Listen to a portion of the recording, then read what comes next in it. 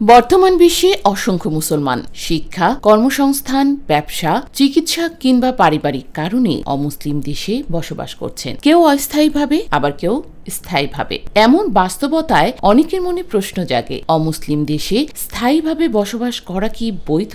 এ বিষয়ে ইসলামের দৃষ্টিভঙ্গি কি? ইসলামী শিক্ষার আলোকে দেখা যায়, একজন মুসলিম যেখানেই থাকুক না কেন, তার প্রথম পরিচয় হলো সে আল্লাহর বান্দা এবং ইসলামের একজন প্রতিনিধি। তাই অমুসলিম দেশে বসবাসের প্রশ্নটি শুধু নাগরিকত্ব বা পাসপোর্টের বিষয় নয়, বরং ঈমান, চরিত্র, দাওয়া এবং ইসলামী পরিচয় রক্ষার সঙ্গে গভীরভাবে সম্পৃক্ত।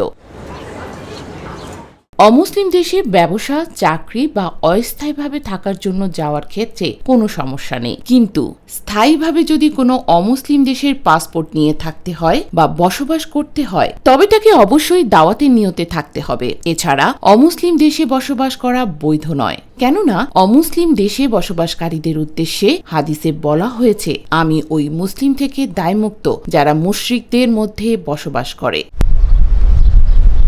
অমুসলিম দেশে বা সমাজে বসবাসকারী একজন মুসলিম কেবল একজন সাধারণ নাগরিক নন, তিনি ইসলামের একজন প্রতিনিধি। মুসলিমদের আচরণ, কথা, লেনদেন, সততা ও চরিত্র দেখে অনেক মানুষ ইসলাম সম্পর্কে ধারণা লাভ করে। অতএব একজন মুসলিমের দায়িত্ব হল নিজের উত্তম চরিত্র ও সুন্দর আচরণের মাধ্যমে ইসলামের সৌন্দর্য মানুষের সামনে তুলে ধরা। এ বিষয়টি সুস্পষ্ট যে অমুসলিম দেশে যদি কোনো মুসলিমাত বসবাস করতে চায়, তবে তাকে দাওয়াতের নিয়তে থাকতে হবে।